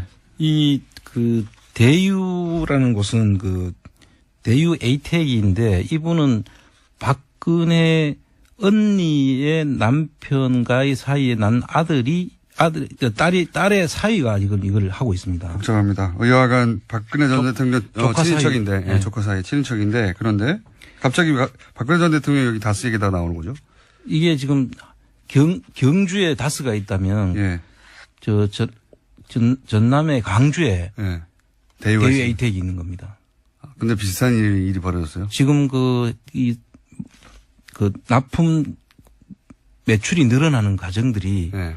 정권에 따라 가지고 바뀌는 흐름을 같이 비교해 볼 수 있는 그런 자료입니다. 그렇군요. 다스가 이명박 전 대통령이 서울시장과 대통령 하는 사이에 몇 배씩 뻥뻥 뛴 것처럼 예. 여기서도 유사한 케이스로 박근혜 전 대통령의 친인척 회사가 그러면 어떻게 됐나 그 사이에 예. 한번 케이스 비교를 해보자 하면서 들고 나오신 거예요? 그렇습니다. 여기도 이제 주간경향의 정용인 기자라고 지금 여기도 이 다스의 덕후가 있거든요. 그래서 이런 부분들이 이분들이 지금 전반적으로 다 추적을 하고 있기 때문에 아마 알겠습니다. 앞으로 계속 나올 것 같습니다. 플란 다스에게는 어떻게 가고 있습니까? 플란 다스에게는 잘 진행이 되고 있고요. 지금 예. 이제 곧 이제 출범을 홈페이지가? 할 겁니다. 예. 홈페이지가 빨리 열려야 만들어지고 법률 문제도 지금 거의 검토가 끝나가고요. 그렇군요. 만들었던 저수지 게임 예. 펀드 만들 예. 그 SPC를 만드는 형식으로 저희들도 예. 그렇게 이제 진행이 될 거고요. 문재인 펀드도 그렇게 만들었더라고요. 다만 차이점은 우리는 이자가 없다. 그래도 참석하실 분들은 좀 미리 참여해달라. 알려줘야죠. 예, 예. 그렇습니다. 이자가 없다. 예. 다스는 좋은 회사이기 때문에 다스 좋은 회사의 주식을 살려고 하는 것이다. 회사의 소유주 문제를 제외하고는 탄탄한 회사 아닙니까? 그렇습니다. 예. 소유주, 그러니까 우리가 누구 건지 잘 모른다고 하니까 우리 거라고 주장하려고 하는 거 아닙니까, 지금? 3%를. 상장되면 대박 나는 거죠. 대박 나는 거. 이렇게 청량님이 사례가 깊습니다. 플란 다스에게 계속 주목해 주십시오. 오늘 많은 거를 들고 오셨는데, 예. 다스와 비교할 대유그룹 거는 그럼 다음 주로 넘기는 것으로. 오늘 여기까지 해야 될 것 같습니다. 지금까지 안원구 전 대구지방국세청장이었습니다. 감사합니다. 네, 감사합니다. 친절한 AS. 최근에 온 문자 중에 가장 웃깁니다. 어제 지하철을 탔는데 갑자기 다스라는 이야기가 들리는 겁니다. 출입문 닫습니다. 출입문 닫습니다.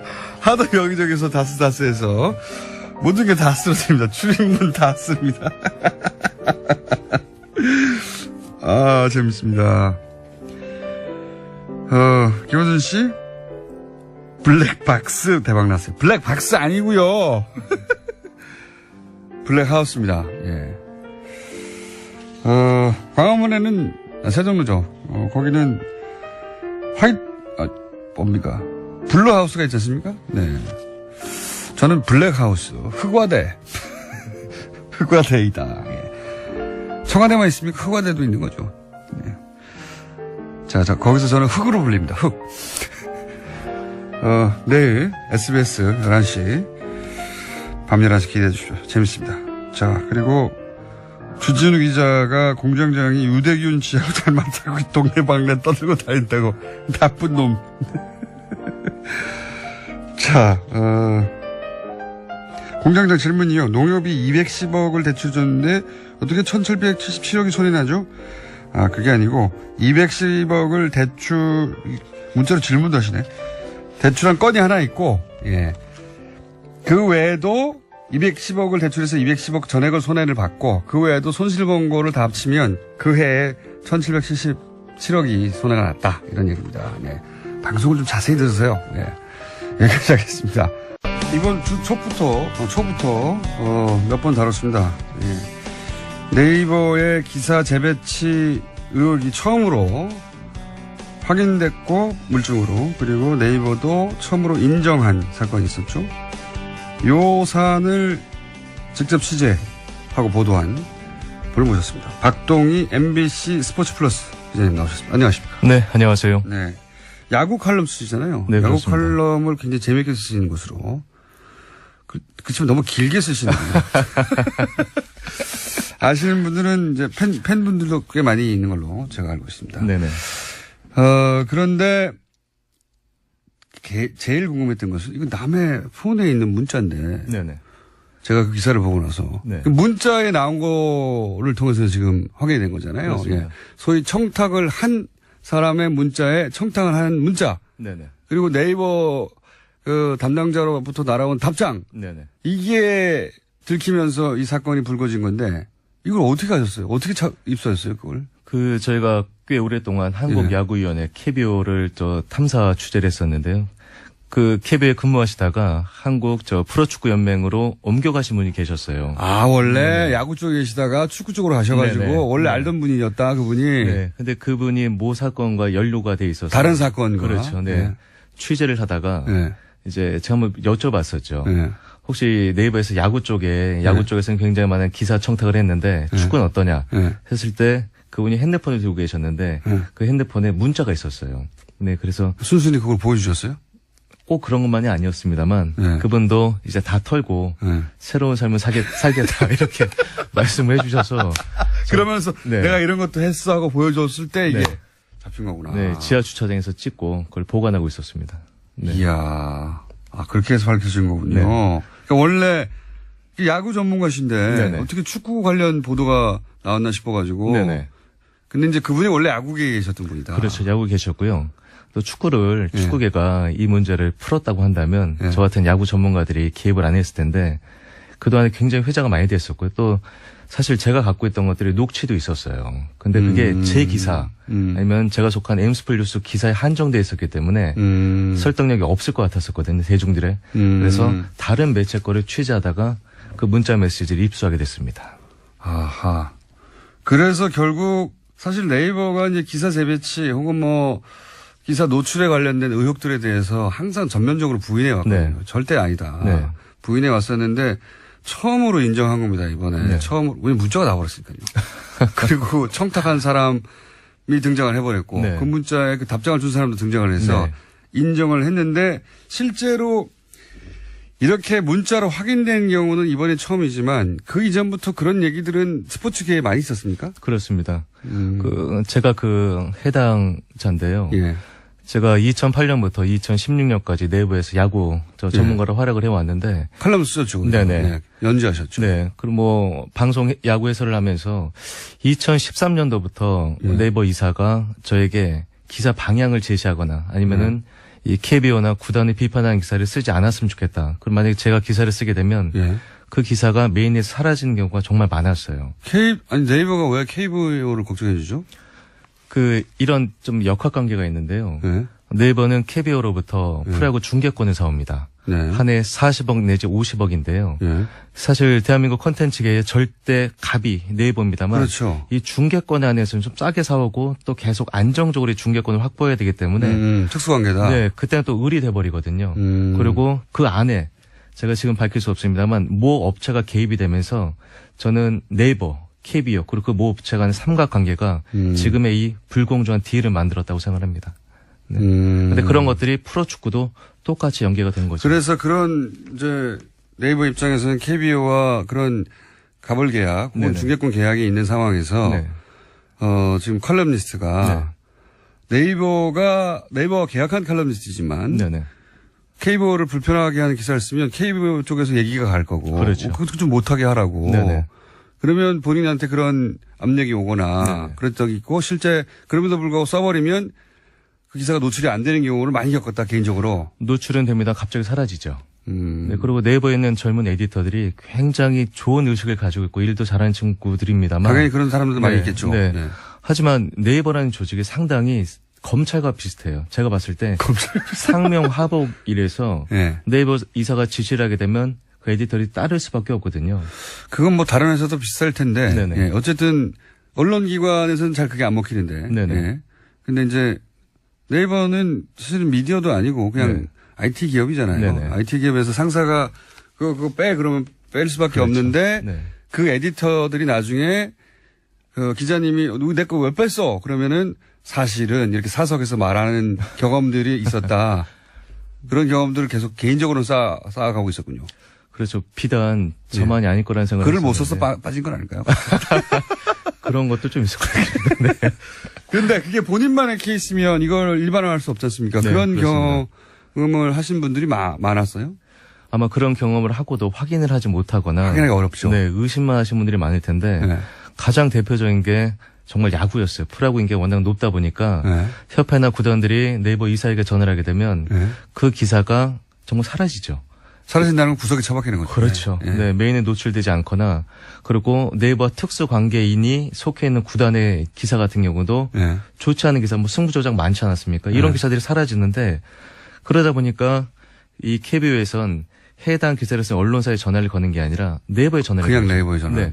그러면은 네이버의 메인의 기사가 뜨냐 안 뜨냐에 따라서 그렇죠, 사회적 맞습니다. 공론이 달라지거든요. 완전히 달라지죠. 네. 예. 또 가장 손쉬운 건 언론사들은 사실 기사를 수정해주거나 네. 그러지 않는 경우가 많이 그게 제가 있어요. 어렵거든요. 그거는 네네. 또 기자들이 자존심이 있으니까. 네. 근데 네이버는 그렇지 않았거든요.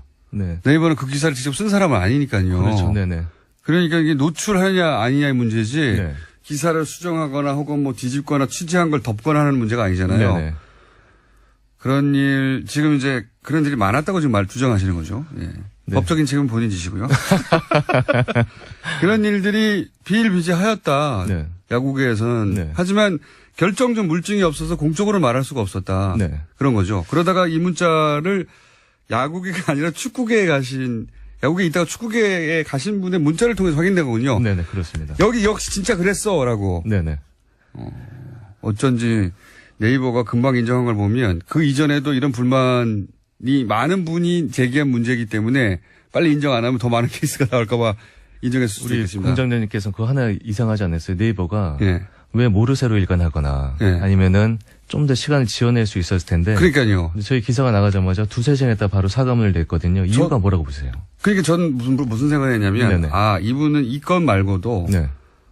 전반적으로 아는 내용이 많아서 빨리 인정하지 않으면 점점점 커질 것 같아서 이렇게 했나 보다라고 혼자 짐작했습니다. 네. 그런 것도 있고요. 예. 제가 사실 첫 문제 제기를 했던 게 지난 이 4월이었습니다. 7개월 전에 네이버에 질의서를 보냈거든요. 예. 질의서를 보냈을 때 네이버 홍보팀은 지금 7개월 동안 답변을 하거나 답변도 없을 뿐더러 전화도 받지 않아요. 요 사안을 이미 질의했는데도 그렇죠. 네. 기사 재배치나 어떤 그 이사의 어떤 특정 업체 유착관계 의혹이라든가 예. 이런 여러 가지 사항에 대해서 제가 질의서를 보냈는데 질의서에 답변은 없었습니다만 차곡차곡 하나씩 자기들이 감사를 냈어요. 내부적으로. 네, 그래서 문제가 됐던 이 스포츠 이사를 다른 셀로 옮기려고 했었고 예. 문제가 됐던 에디터를 다른 부서로 옮겼고 예. 그리고 그 유착 관계에 대해서도 이미 감사를 들어갔었거든요. 예. 그러다 보니까 빠른 사과가 나올 수밖에 없었는데 저는 네이버가 빠른 사과를 한 게 아니라 예. 지금까지 축소 은폐를 해왔다고 생각합니다. 어떤 맥락에서 그렇습니까? 이미 이 사실을 알고 있었거든요. 저희가 지난 4월에 질의서를 보냈을 때 만약에 이걸 부정했다고 한다면 그런 조치를 취하지 않았겠죠.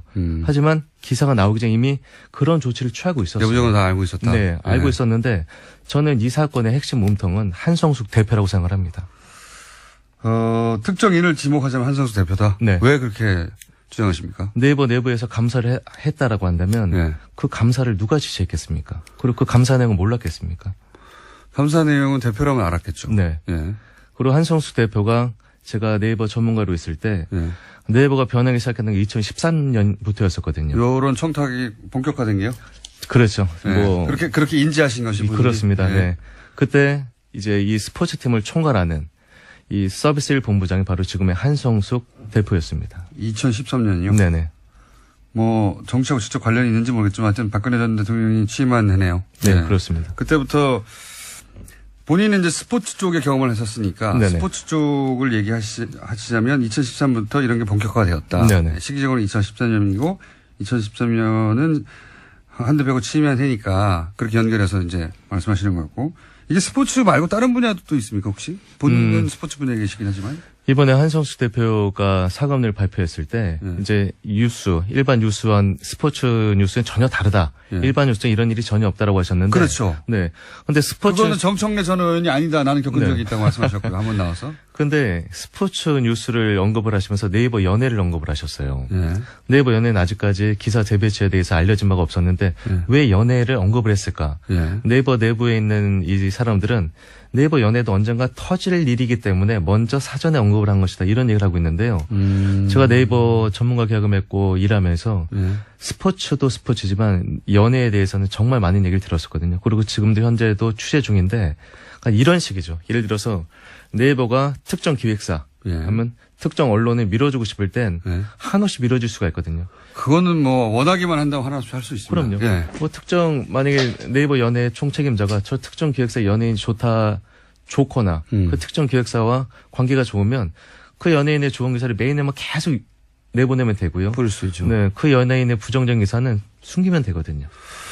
그렇게 할 수 있는 힘이 분명히 네이버한테 있는데 설마 그러겠냐고 생각하고 있었죠. 네네. 저희는. 그런데 네. 이제 연예 쪽에도 이런 식의 이야기는 많이 돌았다. 네, 그렇죠. 예.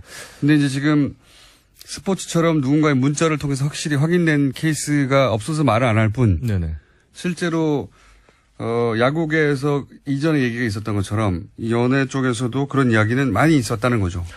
저희가 지금 취재하고 있는 사항이 YG인데요. 예. 네. YG가 가장 대표라는 이 그룹이 빅뱅이잖아요. 빅뱅. 예. 네. 빅뱅 탑이 예. 대마초 사건과 연루가 됐을 때 그런 적 있죠. 네, 연예 이 산업계에서는 무슨 얘기가 들었냐면요. 탑이 명백히 사회적 무리를 일으켰는데 동정 기사가 네이버 메인에 너무 자주 노출이 된다는 거였어요. 그게 업계 이야기였다. 네네. 그러면서 이게 사실 이 대마초를 흡연한 연예인이 동정 기사가 많이 나온다는 게 사실 어색하잖아요. 그런데 자연스럽진 않습니다. 네. 예. 그런데 예전부터 이 YG와 네이버가 특수한 관계다 이런 소문이 많이 있었거든요. 그런가요? 네. 예, 그쪽은 잘 모르는 제가. 예. 연예계 쪽은. 네. 예. 그리고 반면에 이제 YG와 경쟁하는 기획사의 연예인들 기사는 예. 뭐 예를 들어서 좀 잘못한 일을 하게 되면 무조건 메인, 매도 이런 식으로 연예 산업계가 인식하는 범위가 컸는데 그게 올 3월에 YG 이 네이버가 YG에 1,000억을 투자했거든요. 그러면서 이 소문이 아, 그래요? 네, 투자 자체는 사실이니까 팩트니까. 네네, 예. 네. 근데 이제 그 소문이 이랬던 걸 보니 역시 그랬던 거 아닌가 하는 인식들이 그렇죠. 연예계 쪽에 있다. 그렇죠. 연예 네네. 기획사들 쪽에서는 네네. 네. 원래 이제 물론 이런 건 있습니다. 네. 정치 쪽에서도 각 정당이 각자 다들 자기 정당에 불리하게 기사가 나온다고 얘기를 네. 해서 네. 이 연예계에서도 연예 기획사들이 만약 YG를 예를 들었으니까 YG가 워낙 대형 기획사니까 네. 거기에 비해서 우리가 상대적으로 불이익을 당하고 있다고 하는 그냥 그 인식들, 네네. 팩트가 아니라 인식들 네. 때문에 그렇게 유난히 보였을 수도 있어요. 근데 그걸 넘어서는 정도다? 이게 구체적인 게 뭐가 있나요? 저는 이 네이버가 YG 투자한 게 굉장히 문제가 될 수 있다고 보는 게요. 네이버는 플랫폼이잖아요. 또 기사도 쥐고 있잖아요. 예. 그런데 YG에 1,000억을 투자했는데 앞으로 5,000억을 더 투자하겠다고 했는데 이번 국정감사에서 더불어민주당 지은경 의원이 이런 얘기를 했거든요. 한국 연예산업계가 총합쳐봤자 2조 원 안팎인데 만약에 네이버가 5,000억을 투자하면 한국 연예산업계의 4분의 1을 독점하게 되는 거거든요. 그리고 지금처럼 기사를 쥐고 있게 되면 YG의 이제 사실 기사 하나가 그 연예인의 가치와 그 기획사의 주가를 변동시키거든요. 예. 그런 위험성이 있다. 그렇죠. 네. 여하간 이건 취재 중이시군요. 네, 그렇습니다. 아직 확정된 건 아니고 네. 연예계 스포츠 쪽에서 계신 것은 물증을 잡은 것이고 연예계에서도 이런 이야기는 사실은 많이 나오고 있고 그런 사례로 YG 얘기를 하고 있는데 연예도 문자는 하나 입수했습니다. 아 문자를 하나 입수했어요? 네. 아직 공개하실 단계는 아니고요. 제가 만약 공개하게 된다면 이 자리에서 공개하겠습니다. 좋습니다. 딴 데서 하시기만 해봐라. 그러니까 그렇군요. 역시 뭔가 잡은 게 있으니까 네네. 지금 이 사례를 얘기하신 거군요. 그건 알겠습니다. 그럼 혹시 정치 사회 이쪽 분야, 특히 정치 시사 이쪽 사안의 이야기가 사실 네이버 관련해서 먼저 나온 건데 네네. 그쪽 뭐 아시는 거 없습니까? 애절한 눈빛으로 제가 쳐다보는데. 제가 그 네이버랑 관계를 맺으면서 예. 네이버 안에 많은 분들이랑도 관계를 맺었을 거잖아요. 그때는 네이버의 대표 필진이었고 인기가 네네. 좋으니까요. 네네네. 에디터들하고 인기가 좋고 네. 관계가 있었겠죠. 네네. 그러면은 스포츠 쪽 말고 뉴스 쪽도 예. 좀 많이 있었을 거잖아요. 에디터 중에는 네. 뭐 이게 나올래나 본데요. 계속 해보세요. 근데요. 네, 이런 말씀을 드리고 싶어요. 한창 예. 우리 김어준 총수님께서 예. 낙곰수 한창 인기 많을 때 예. 낙곰수를 비판하는 기사들, 예. 네, 음모론으로 모는 기사들이 네이버 메인에 많이 노출이 됐을 겁니다. 하지만 엄청나게 많이 네. 됐죠. 예. 반대 지형의 사람들의 목소리는 예. 많이 반영되지 않았을 거예요. 칭찬하는 기사를 본 적이 없습니다. 네. 근데 결국에 지금 예. 다스가 누구 거라는 게 사회적 목소리가 되고 예. 그리고 궁금증에서 이제 어느 정도 해결이 돼 가잖아요. 예. 만약에 몇 년 전에 들려주셨던 그 목소리가 네이버에 일찍 반영이 됐다면 저는 지금처럼 시간이 오래 끌지 않았을 거라고 보는데요. 제가 드릴 수 있는 확신은 할 수 없습니다만 또 그분들과 인간적인 관계가 있기 때문에 말씀드릴 수 들으신 게 없습니다. 있구나. 전 이 말씀을 드리고 싶어요. 제 이름을 검색해서 뺐죠. 뭐 이게 저는 네. 네이버가 그때 삼성 정충희 씨 문자인가요? 네네. 예, 그 문자에 대해서 한겨레에 뭐 고발하니 뭐 고소하니 그랬잖아요. 네. 저는 그때 고소를 했어야 된다고 봐요. 왜냐? 네. 그렇게 되면 모든 문자가 나오겠죠. 보낸 사람 문자가 있으면 받은 사람 문자도 있을 거 아닙니까? 자기 핸드폰에서 지워도 서버에 네, 남으니까. 그럼요. 예. 저는 내부가 정말 당당하다면 그때 고소를 많이 했다라고 한다면 실체가 밝혀질 것이고. 오늘 자신있게 말씀하시는 거 보니까 뭐 징계도 있으신 것 같은데. 네. 예. 네.